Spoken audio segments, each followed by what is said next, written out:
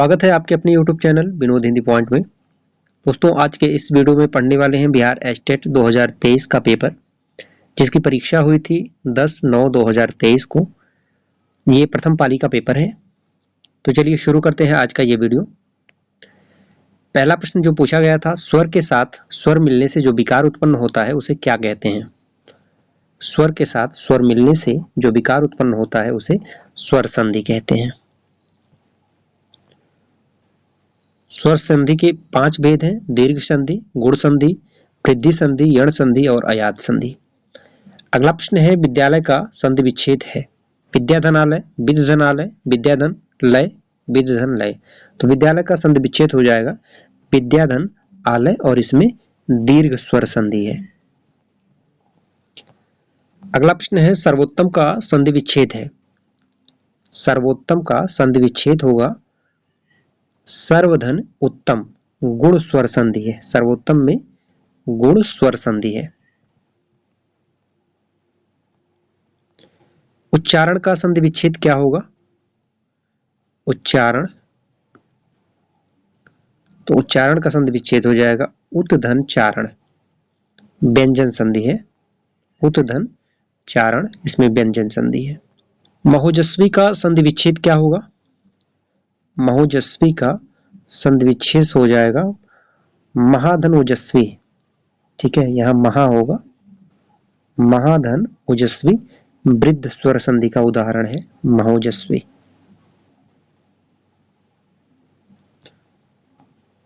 समास का अर्थ क्या होता है? विस्तार, संक्षेप, लंबा, इनमें से कोई नहीं। तो समास का अर्थ होता है संक्षेप। अगला प्रश्न है, जिस समास का पहला पद संख्यावाचक होता है उसे क्या कहते हैं? कर्मधारय, दिगु, द्वंद्व, तत्पुरुष। तो पहला पद संख्यावाचक हो तो उसे दिगु समास कहते हैं। जैसे चौराहा, शताब्दी, ये सभी दिगु समास के उदाहरण है। चौमासा, चौराहा, सप्तसिंधु, पंचवटी, अष्टभुज। जलज शब्द में समास छाटी है। अव्ययी भाव, कर्मधारय, तत्पुरुष, बहुब्रीहि।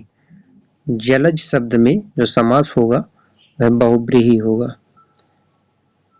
जल में उत्पन्न होने वाला अर्थात कमल, तीसरा शब्द इसमें प्रधान है।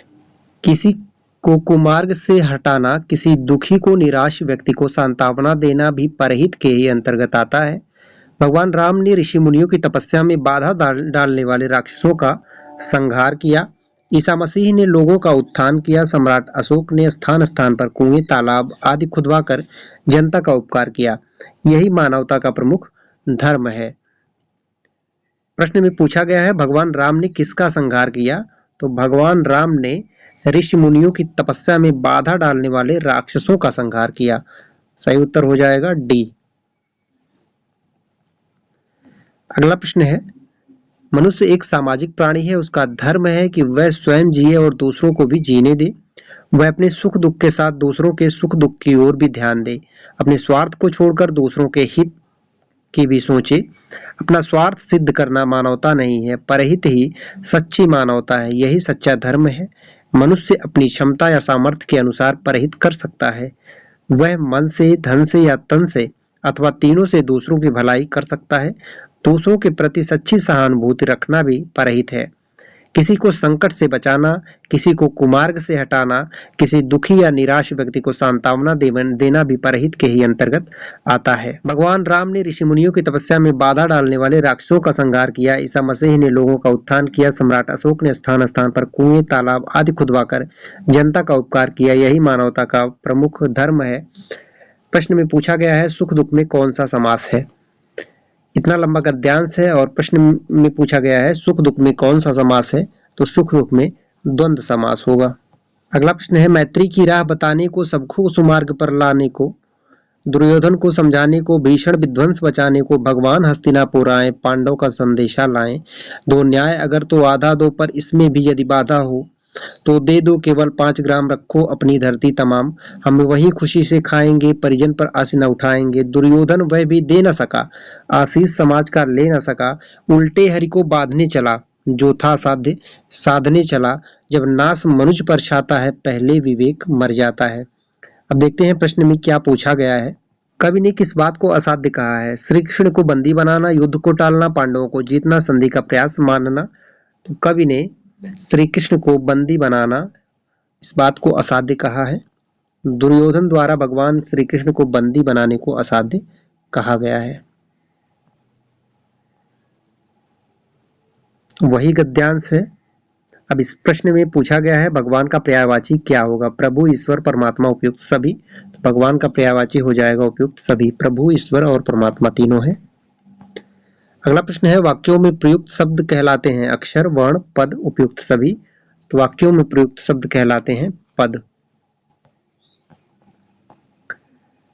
बच्चों, सामने से ट्रक आ रहा है, इस वाक्य में कौन सा भाव प्रकट होता है? संबोधन, तिरस्कार, विस्मय, चेतावनी।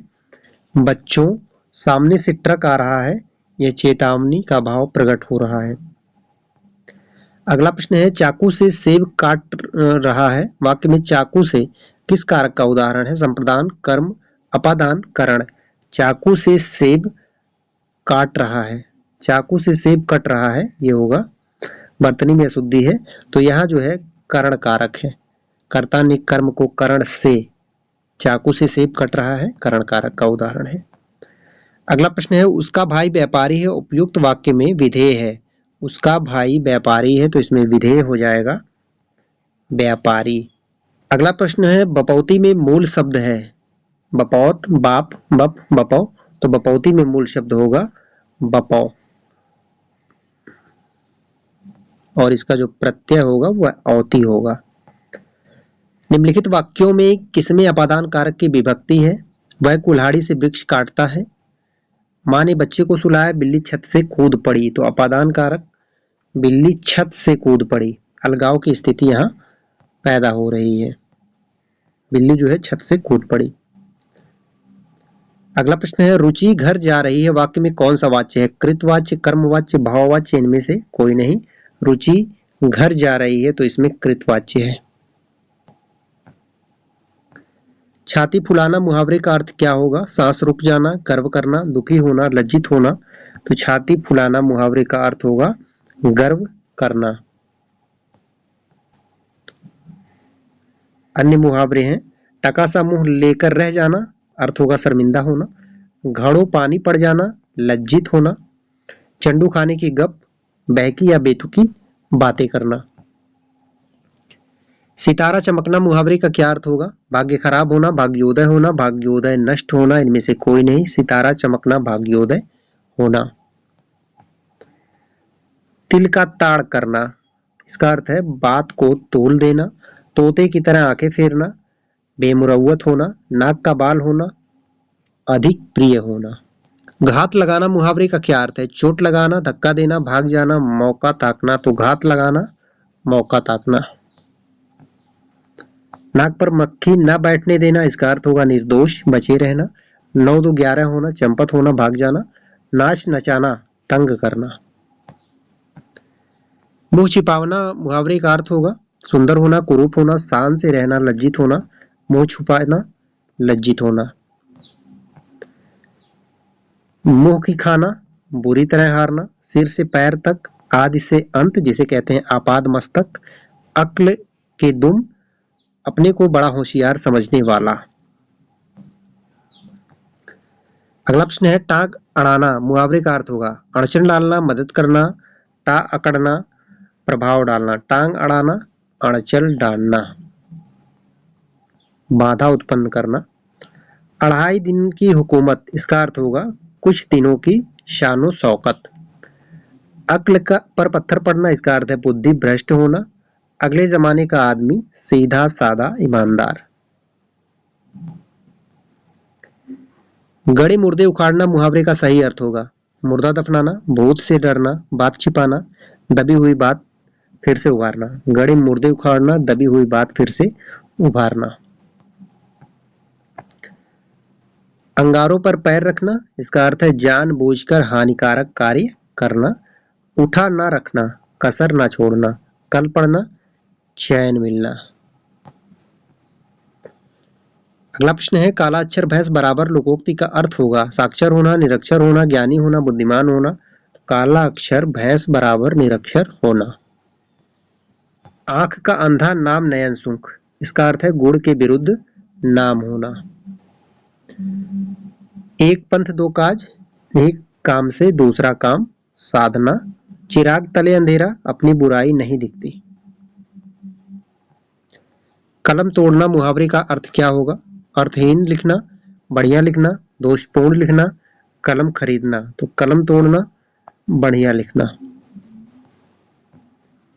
मैदान मारना, इसका अर्थ होगा बाजी या लड़ाई जीतना। मोटा आसामी, मालदार होना। अगला प्रश्न है, इनमें से कौन सा वाक्य अशुद्ध है?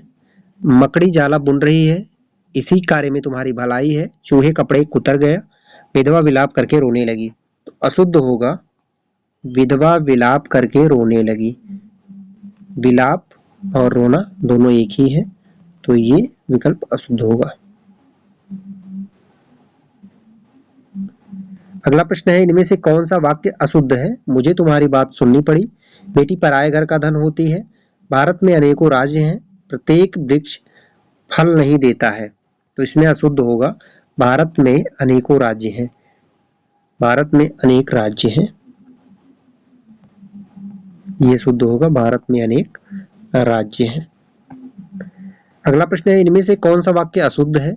यह सुंदरतम साड़ी है, घातक विष सुंदर शोभा, बुरी कुबृष्ट, धोबिन ने चादरें अच्छी धोई, आज उसके रहस्य का राज खुला। तो अशुद्ध वाक्य हो जाएगा घातक विष सुंदर शोभा बुरी कुपृष्टि।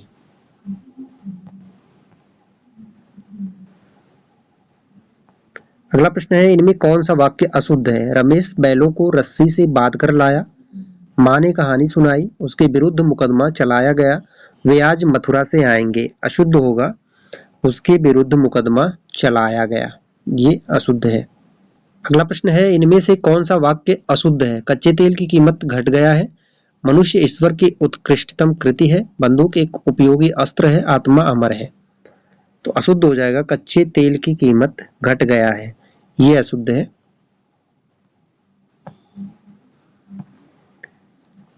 राधा की गुड़िया बहुत सुंदर है, रेखांकित शब्द में कौन सा पदबंध है? संज्ञा सर्वनाम विशेषण क्रिया विशेषण। बहुत सुंदर, इसमें कौन सा पदबंध हो जाएगा? तो ये विशेषण पदबंध है, बहुत सुंदर। वाक्य के उस भाग को जिसमें एक से अधिक पद परस्पर संबद्ध होकर अर्थ देते हैं किंतु पूरा अर्थ नहीं देते कहलाते हैं वाक्य पद पदबंध अक्षर, तो वे पदबंध कहलाते हैं। अगला प्रश्न है, अंधेरा होने से पहले किसान खेत से लौट आया, रेखांकित शब्द में कौन सा पदबंध है? क्रिया विशेषण संज्ञा सर्वनाम। अंधेरा होने से पहले किसान खेत से लौट आया, तो इसमें संज्ञा पदबंध है। अगला प्रश्न है, की तरह दहाड़ने वाले तुम क्यों कांप रहे हो? इनमें कौन पदबंध है? संज्ञा सर्वनाम विशेषण क्रिया। तो शेर की तरह दहाड़ने वाले तुम कांप रहे हो, इसमें सर्वनाम पदबंध है। सुबह से शाम तक वह बैठा रहा, रेखांकित शब्द कौन सा पदबंध है? अवयव सर्वनाम क्रिया विशेषण या क्रिया पदबंध। तो सुबह से शाम तक, तक में जो है यह अवयव पदबंध है।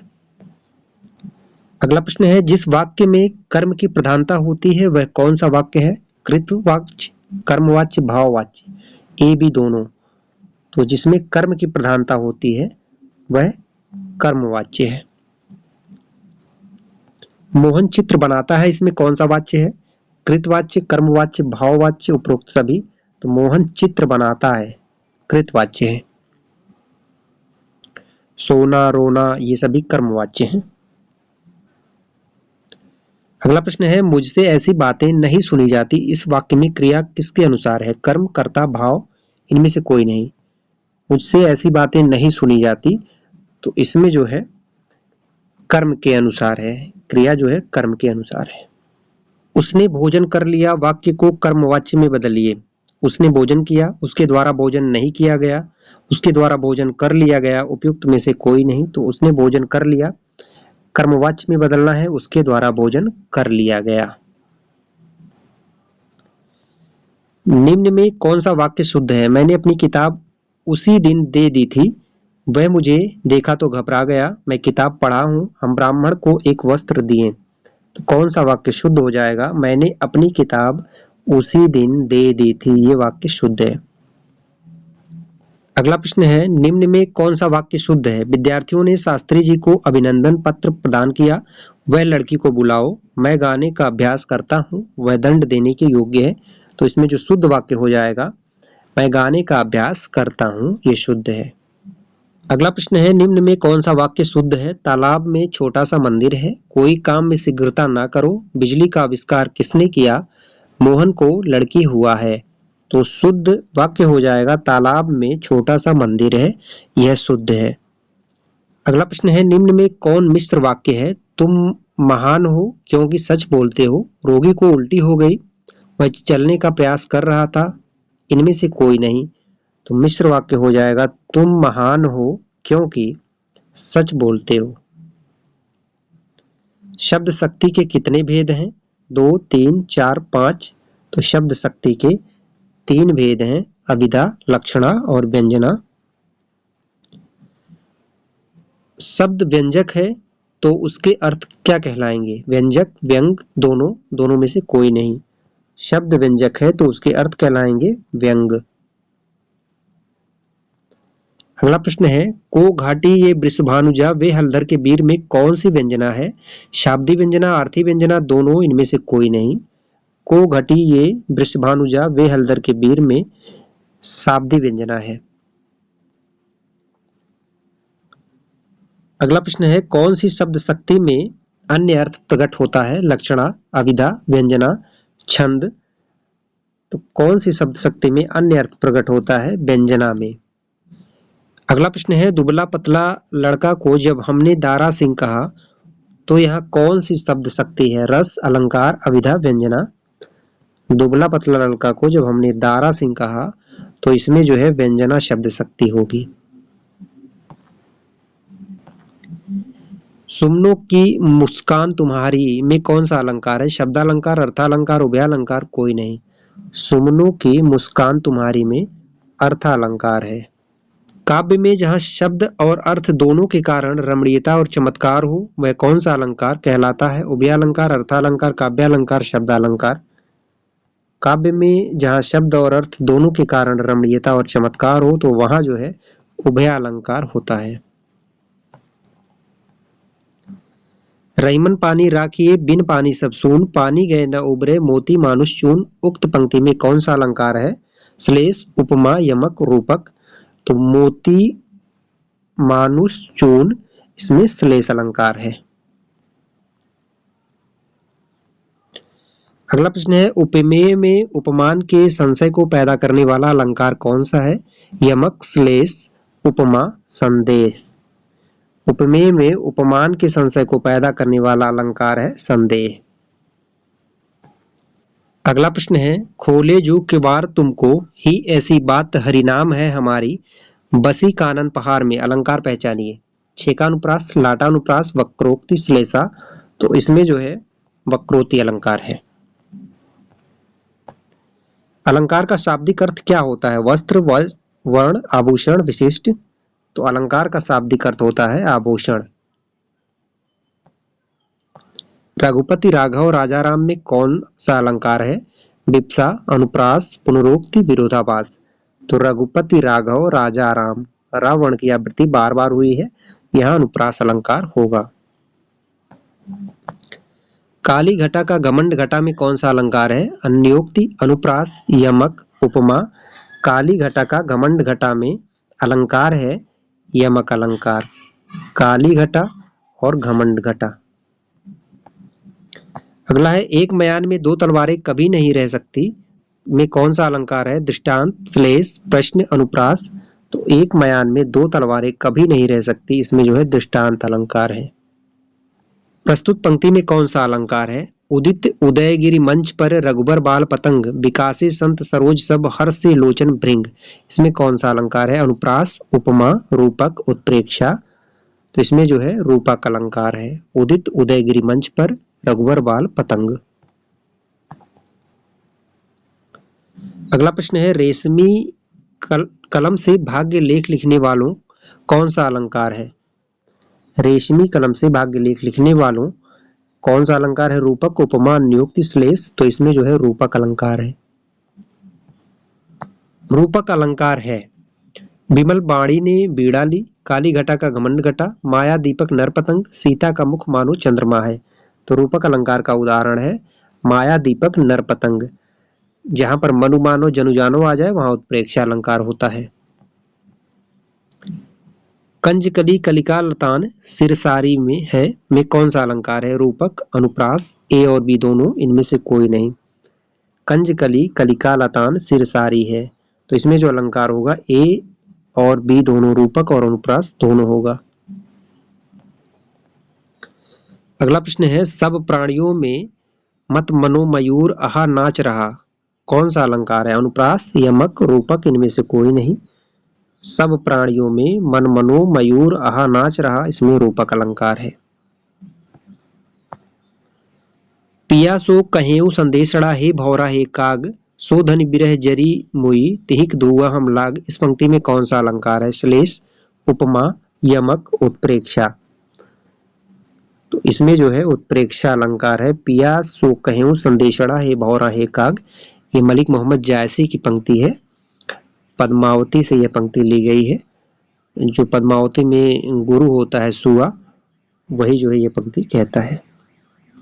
बहुत काली सिल जरा से लाल केसर से कि जैसे धुल गई हो, पंक्ति में कौन सा अलंकार है? यमक, उत्प्रेक्षा, विभावना, रूपक। बहुत काली सिल जरा से लाल केसर से कि जैसे धुल गई हो, तो इसमें जो है उत्प्रेक्षा अलंकार है। झुक कर मैंने पूछ लिया, खा गया मानो झटका, इस पंक्ति में कौन सा अलंकार है? रूपक, यमक, उत्प्रेक्षा, श्लेष। तो खा गया मानो झटका यहाँ उत्प्रेक्षा अलंकार होगा। फूले हैं कुमुद फूली मालती सघन बन, फूली रहे तारों मानो मोती अनगिन है, इस पंक्ति में कौन सा अलंकार होगा? उत्प्रेक्षा, रूपक, विभावना, श्लेष। तो यहाँ तारे मानो मोती अनगिन है, यहाँ पर उत्प्रेक्षा अलंकार होगा। नित्य ही नहाता क्षीर सिंधु में कलाधर है, सुंदर तवानन की समता की इच्छा से, पंक्ति में कौन सा अलंकार है? उत्प्रेक्षा, श्लेष, रूपक, यमक। तो नित्य ही नहाता क्षीर सिंधु में कलाधर है, इसमें जो अलंकार होगा उत्प्रेक्षा है। बैन सुन्या जब से मधुर तब ते सुनत न बैन, इस पंक्ति में कौन सा अलंकार है? विरोधाभास, यमक, रूपक, श्लेष। बैन सुन्या जब से मधुर तब ते सुनत न बैन, अलंकार होगा विरोधाभास। अगला प्रश्न है तंत्रीनाद कवित रस सरस राग रतिरंग अन बूढ़े बूढ़े तिरे जे बूढ़े सब अंग, इस पंक्ति में कौन सा अलंकार है? विरोधाभास, विभावना, रूपक, श्लेष। तो इसमें जो है विरोधाभास अलंकार है। बिहारी लाल की ये पंक्ति है। पत्थर कुछ और मुलायम हो गया, इस पंक्ति में कौन सा अलंकार है? रूपक, विरोधाभास, श्लेष, यमक। पत्थर कुछ और मुलायम हो गया, तो इसमें विरोधाभास अलंकार है। विस्मय यह गोदावरी अमृतम फल देत, इस पंक्ति में कौन सा अलंकार है? यमक, श्लेष, रूपक, विरोधाभास। विस्मय यह गोदावरी अमृतम फल देत, तो इसमें जो है विरोधाभास अलंकार है। उससे हारी होड़ लगाए, इस पंक्ति में कौन सा अलंकार है? श्लेष, विरोधाभास, रूपक, यमक। उससे हारी होड़ लगाई, तो इसमें जो है विरोधाभास अलंकार है। छिदि धातु का शाब्दिक अर्थ क्या होता है? ढकना, आच्छादित करना, अ और ब दोनों, इनमें से कोई नहीं। छिदि धातु का शाब्दिक अर्थ होता है अ और ब दोनों, ढकना और आच्छादित करना। जिन वर्णों के उच्चारण में अल्प समय लगे उसे क्या कहते हैं? ह्रस्व, दीर्घ, प्लुत, इनमें से कोई नहीं। अल्प समय लगे उसे कहते हैं ह्रस्व स्वर। छंदों को पढ़ते समय विराम स्थल को क्या कहा जाता है? यति, गति, तुक, लय। तो छंदों को पढ़ते समय विराम स्थल को कहा जाता है यति। भगड़ में कितने लघु और गुरु वर्ण होते हैं? एक गुरु, दो लघु, एक गुरु, एक लघु, एक गुरु, दो गुरु, एक लघु, एक लघु, दो गुरु। तो इसमें होता है भगड़ में एक गुरु और दो लघु। जो यस की तरह निशान बनता है, चिन्ह होता है, वह गुरु होता है और ये लघु होता है। जिस छंद के प्रत्येक चरण में 11 वर्ण होते हैं उसे क्या कहते हैं? चौपाई, उपेंद्र प्रजा, इंद्र प्रजा, बी और सी दोनों। जिस छंद के प्रत्येक चरण में 11 वर्ण होते हैं उसे कहते हैं बी और सी, उपेंद्र प्रजा और इंद्र प्रजा दोनों। इन दोनों में जो है 11 वर्ण होते हैं, प्रत्येक चरण में 11 वर्ण होते हैं। कवित्ववाणिक छंद में कुल कितने वर्ण होते हैं? 11, 24, 31, 41। कवित्ववाणिक छंद में कुल 31 वर्ण होते हैं। निम्नलिखित पंक्ति में कौन सा छंद है न जिसमें कुछ पौरुष हो यहाँ सफलता वह पा सकता कहाँ? मालिनी, सवैया, वंशस्थ, द्रुत, विलंबित। न जिसमें कुछ पौरुष हो यहाँ सफलता वह पा सकता कहाँ? इसमें होगा द्रुत, विलंबित। अगला प्रश्न है निम्नलिखित पंक्ति में कौन सा वर्णिक छंद है? आए प्रजाधिप निकेतन पास उदो पूरा प्रसार करते करुणा जहां थी। बसंत तिलका, मंदाक्रांता, सवैया, उपेंद्र प्रजा। तो इसमें जो छंद होगा वह होगा बसंत तिलका। भुजंग प्रयाति कौन सा छंद है? मात्रिक, सम्मात्रिक, मुक्तक, वर्णिक।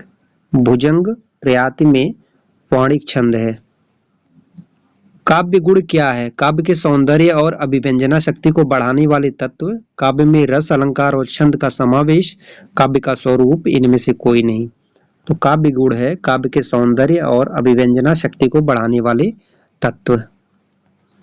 काव्य प्रकाश नामक ग्रंथ के रचनाकार कौन है? मम्मट, भामह, दंडी, वामन। तो काव्य प्रकाश यह मम्मट का ग्रंथ है।